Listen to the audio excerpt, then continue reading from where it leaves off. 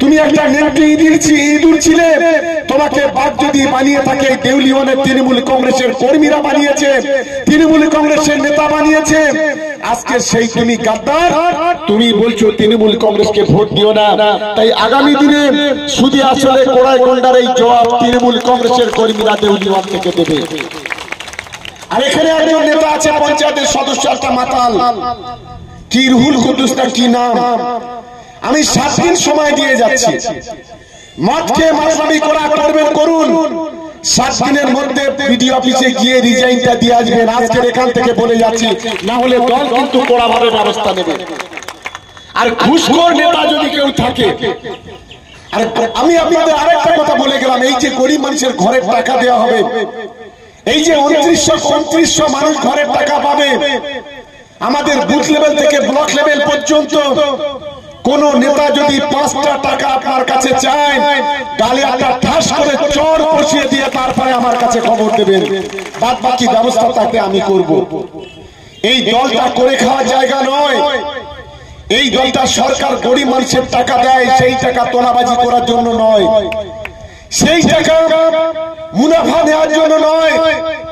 গরিব মানুষ যে টাকা পাবে সে তারা যাতে 100% ঘরটা করতে পারে সেই সহযোগিতা করতে হবে।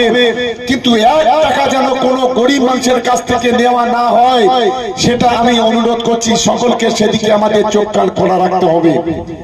আমি বিশেষ করে আমাদের যারা এখানকার বেনিফিশিয়ারি যারা আছেন, এই 2900 মানুষকে একদিন আমি মিটিয়ে ডাকবো এই ঘরের টাকা পাওয়ার আগে, এবং সেই মিটিংয়ে আমি পরিষ্কার তাদেরকে আমরা আমাদের সিদ্ধান্তের কথা জানিয়ে দেব। কেউ 1টা টাকা, ছোট নেতা বড় নেতা মেজ নেতা, কাউকে 1টা পয়সা দেবেন না। আর আমাদের নেতাদের বলি, এটা করে খাওয়ার জায়গা নয়, এটা নিজেদের স্যাক্রিফাইস করা, ত্যাগ স্বীকার করার জায়গা, এটা মানুষের উপকার করার জায়গা, মানুষের পাশে দাঁড়ানোর জায়গা। এটা যদি টাকা চেয়ে হাত পেতে খেতে হয়, সেই ধরনের নেতা আমাদের দলের জায়গা নেই, এটা কিন্তু অবশ্যই মাথায় রাখতে হবে।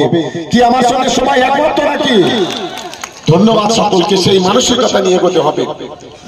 আমি তাই আজকে দেউলিওয়ানের সর্বস্তরের তৃণমূল কংগ্রেসের কর্মীদের ধন্যবাদ জানাবো। আমি আপনাদের বলেছিলাম মিটিংয়ে ভোটের আগে, এই দক্ষিণ 24 পরগনা জেলায় 4টে লোকসভা সিট, এই 4টে লোকসভা সিটে 2 লক্ষর নিচে কোনো ভোটে আমরা জিতবো না। 2 লক্ষ থেকে 4 লক্ষ ভোটে আমরা জিতবো। কিন্তু আমরা কত ভোটে জিতেছি জানেন? আমাদের প্রিয় নেতা সর্বভারতীয় তৃণমূল কংগ্রেসের সাধারণ সম্পাদক অভিষেক বন্দ্যোপাধ্যায় 7,10,000 ভোটে শুধু ডায়মন্ড হারবার থেকে জিতেছে। এই এখানকার আইএসএফ এ 2টা কান কাটা আছে, সেই কান কাটাদের নেতা বলেছিল ডায়মন্ড হারবারে দাঁড়াবো।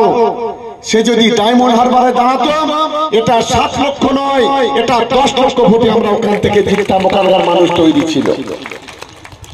আমরা মথুরাপুরে 2 লক্ষের বেশি ভোটে আমরা জিতেছি। আমরা যাদবপুরে, সেখানে ভাঙড়ে আইএসএফ কে হারিয়েছি, বিজেপি কে হারিয়েছি। আর যাদবপুরে 2,57,000 ভোটে আমরা জিতেছি। আর জয়নগরে একটু আগে বললাম 4,70,000 ভোটে আমরা জিতেছি। আর 4,70,000-এর মধ্যে 1,98,000 ভোট এই ক্যানিং পূর্ব বিধানসভা ক্যানিং 2 নম্বর ব্লক থেকে আমরা প্রতিমা মণ্ডলকে দিয়েছি। 1,98,000। যারা 2-1 জন পিছন থেকে ছুরি মারার চেষ্টা করছেন, কোথায় যাবেন আগামী দিনে? দল যদি সিদ্ধান্ত নেয়, রাতের ঘুমটা কিন্তু হারাম হয়ে যাবে আপনার, এটা মাথায় রেখে দেবেন। দল সব কিছু সহ্য করবে, আপনি বিরোধিতা করুন না, বিজেপি করুন, আপনি আইএসএফ করুন, আপনি সিপিএম করুন, কংগ্রেস করুন, কেউ বাধা দেয়নি। আমরা তো বলিনি যে আপনাকে আপনি করবেন না। গণতান্ত্রিক দেশ, গণতান্ত্রিক ব্যবস্থা করুন, আপত্তি নেই, কিন্তু দলে থেকে গাদ্দারি করবেন না। দলে থেকে যারা গাদ্দারি করে তারা হলো সবচেয়ে বড় গাদ্দার। সেই গাদ্দারদের কোনো ক্ষমা দলে থেকে নেই। আমার আত্মবিশ্বাস, এই মাটিতে জন্মেছি আমি। আমার এখানকার মা বোনেরা, ভাই বোনেরা, আমার গুরুজনেরা, আমার পিতৃতুল্য মানুষ, মাতৃতুল্য মানুষ যারা রাজনৈতিক জীবনের প্রথম দিন থেকে যে ভালোবাসা, যে সহযোগিতা যে সহানুভূতি পেয়েছি, আমি যদি প্রতিদিন সকালে এই ক্যানিং পূর্বের মানুষের পায়ে সালাম করি, প্রণাম করি, তবু কোনোদিন এই ঋণ কখনো শোধ করতে পারবো না, এটা আমি নিজের মতো মনে করি। গতকাল আমার নেতা অভিষেক বন্দ্যোপাধ্যায় বলছিলেন, শওকত ক্যানিং পূর্বের মানুষকে আমার ধন্যবাদ জানাইও। একটা বিধানসভাতে 1,66,000 ভোটে লিড নিতে পারে, একটা ব্লক আর বিধানসভা মিলিয়ে 15টা অঞ্চলে 1,98,000 ভোটে লিড হতে পারে। সারা বাংলা যে কাজ করতে পারেনি, আজ ক্যানিং পূর্বের মানুষ এই কাজটা করেছে। আমরা তাদেরকে নতমস্তকে প্রণাম জানাই, তাদের নতমস্তকে সালাম জানাই। আমি দাদাকে বললাম যে আমার ব্লকে 4টি সম্প্রদায়ের মানুষ বসবাস করে। একদিকে আমার আদিবাসী ভাই বোনেরা, আরেকদিকে হিন্দু ভাই বোনেরা, আরেকদিকে মুসলিম ভাই বোনেরা, আরেকদিকে খ্রিস্টান ভাই বোনেরা। এই 4টি সম্প্রদায়ের মানুষ আমরা বসবাস করি। আমাদের মধ্যে যে ভ্রাতৃত্ব, যে বন্ধুত্ব, যে একতা, যে ঐক্য আছে, যে ভালোবাসা আছে, যে আন্তরিকতা আছে, আপনি সারা বাংলায় একটা বিধানসভাতে পাবেন না যেটা আপনি ক্যানিং পূর্বতে গেলে পাবেন। আর মমতা বন্দ্যোপাধ্যায়ের প্রতি আর আপনার প্রতি যে ভালোবাসা আছে, সেটা আপনি ওখানে না গেলে বুঝতে পারবেন না।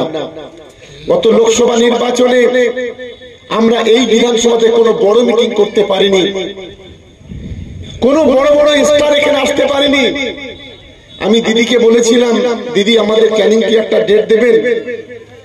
দিদি বলল যে ক্যানিং টুয়ে আমি একদিন না যাবো, একটা মমতা ব্যানার্জি, কিন্তু ক্যানিং টুয়ে আমার মা বোনেরা যারা আছে, লক্ষ্য মমতা ব্যানার্জি ক্যানিং পূর্বের মাটিতে আছে, এটা মমতা বন্দ্যোপাধ্যায় নিজে বলেছিলেন।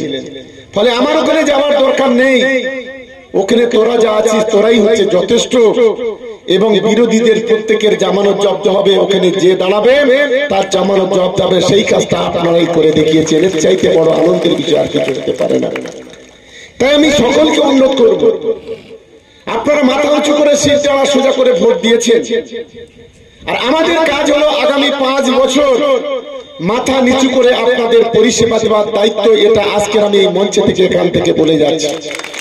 যে রাস্তাঘাটগুলো বাকি আছে, কোথাও লো ভোল্টেজ হচ্ছে বা কোথাও বিদ্যুতের খুঁটি নেই, অনেক গরিব মানুষ এখনো বার্ধক্য ভাতা পাচ্ছে না, অনেকে বিধবা ভাতা পাচ্ছে না, অনেকে লক্ষ্মীর ভান্ডার পাচ্ছে না। আমি তাদেরকে বলবো, একদিকে আপনারা পঞ্চায়েতে এসে নামটা লেখান, না হলে বিডিও অফিসে চলে আসুন, না হলে আমাদের কাছে আসুন। আমরা চাই দেউলিয়ানে একজন মানুষ যদি সরকারি পরিষেবা থেকে যেন বঞ্চিত না হয়, সেটা নিশ্চিতভাবে তার গ্যারান্টি হচ্ছে আমরা, তার গ্যারান্টি আমরা। এটা আমরা আজকের এই সভা থেকে পরিষ্কারভাবে জানিয়ে দিয়ে গেলাম। সব ধরনের সহযোগিতা আমরা করতে চাই। আর আমি আমার নেতৃত্বদের কাছে অনুরোধ করব, আমরা 2024-এর এই নির্বাচনে আমরা 1,66,000 জিতেছি। ভোটের আগে আপনাদের কাছে আবেদন করেছিলাম যে আমরা গতবারে এই ক্যানিং টু থেকে 1,42,000 ভোটে জিতেছি, 44,000 ভোটে জিতেছিলাম। এবারে বাড়াতে হবে। আপনারা অনেক বাড়িয়েছেন, আপনাদেরকে কৃতজ্ঞ। আর আজকের আপনাদের সন্তান হিসেবে, ভাই হিসেবে, বন্ধু হিসেবে বলে যাচ্ছি, 2026-এ বিধানসভা নির্বাচন, সেই বিধানসভা নির্বাচনে এখানে দেউলিয়ানে যে ভোট লিড হয়েছে তার একটা ভোট বেশি হলেও বাড়াতে হবে। এই দায়িত্ব, এই শপথ আমাদের তৃণমূল কংগ্রেসের কর্মীদের নিতে হবে। কি পারা যাবে? সবাই তো কথা দিচ্ছেন, তো কথা দিচ্ছেন। ওই দাঙ্গাবাজদের বিরুদ্ধে লড়াই করবেন, ধর্মীয় মৌলবাদের বিরুদ্ধে লড়াই করবেন। ধন্যবাদ সকলকে। এই লড়াইটা আপনাদের জারি রাখতে হবে। বাদ বাকি কাজটা আমাদের সামনে দুর্গা পূজা আসছে, ঈদ আসছে, অনেক অনুষ্ঠান হবে। আমরা চেষ্টা করি প্রতি বছর যেভাবে এই এলাকার সাধারণ গরিব ভাই বোনেদের পাশে থাকা, সহযোগিতা করা, আমরা নিশ্চিতভাবে সেটা করে যাব, কোনো অসুবিধা নেই।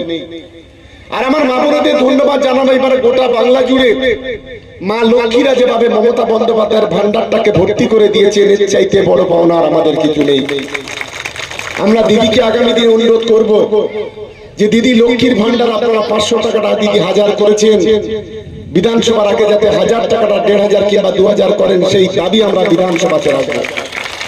কারণ একজন পরিবারের বাড়িতে যদি 3 জন মহিলা থাকে, সে এখন যদি 3000 টাকা পায়, ওই পরিবার যাতে আগামী দিনে 5,000 6,000 টাকা পায়, তার জন্য আমরা দিদির কাছে আবেদন করব। নিশ্চিতভাবে এই লড়াই আমরা আগামী দিনে জারি থাকবে। কারণ আমরা মনে করি সারা ভারতবর্ষের মধ্যে একমাত্র মুখ্যমন্ত্রী মমতা বন্দ্যোপাধ্যায় আজকে লক্ষ্মীর ভান্ডারের টাকা দেয়, যেটা ভারতবর্ষে অন্য কোন বিজেপি রাজ্য দেয় না। বিজেপিরা বলেছিল 3,000 টাকা করে দেব আমরা জিতলে, বাংলার মানুষ ওই ফাঁদে পা দেয়নি। বিজেপিতে আমরা বলি যে বাংলাতে 3,000 কেন, আপনি তো 17টা রাজ্যে ক্ষমতায় আছেন, আপনি সেখানে মা বোনদের 1 টাকা পর্যন্ত দেন না, আর বাংলায় ভোট পাবার জন্য আপনি 3,000 টাকা দেওয়ার কথা যে ধান্দাবাজি করেছেন, বাংলার মা বোনেরা আপনাদের গাড়ে একটা থাপ্পড় কষিয়ে দিয়ে গতবারে যে কোটা সিট জিতেছিলেন তার থেকে অন্তত 1 ডজন সিট আপনাদের, হাফ ডজন সিট আপনাদের কমে গেছে। 2019-এ সিট জিতেছিল 18টা, এবারে কেউ বলেছিল 35টা, কেউ বলেছিল 42টা। আর বাংলার মানুষ বললো 35 নয় 42 নয়, 12-র মধ্যে তোদের আটকে রেখে দেবো, 12 থেকে তোদের একটা উপরে উঠতে দেবো না। 12টা সিট পেয়েছে গোটা বাংলায় বিজেপি। তাই আমি আর বক্তব্য দীর্ঘায়িত না করে আমি সকলকে অনুরোধ করব, আপনাদের প্রতি আমাদের নতমস্তকে সালাম রইল, প্রণাম রইল, শ্রদ্ধা রইল। আপনারা সকলে শুধু আমাদের জন্য একটু আশীর্বাদ করবেন, দোয়া করবেন, এইটুকু আপনাদের কাছ থেকে চাই। আর বাদবাকিটা এই এলাকার সার্বিক উন্নয়নের দায়িত্ব আমরা কাঁধে তুলে নিলাম। আগামী 1.5 বছরের মধ্যে এই দেউলিয়া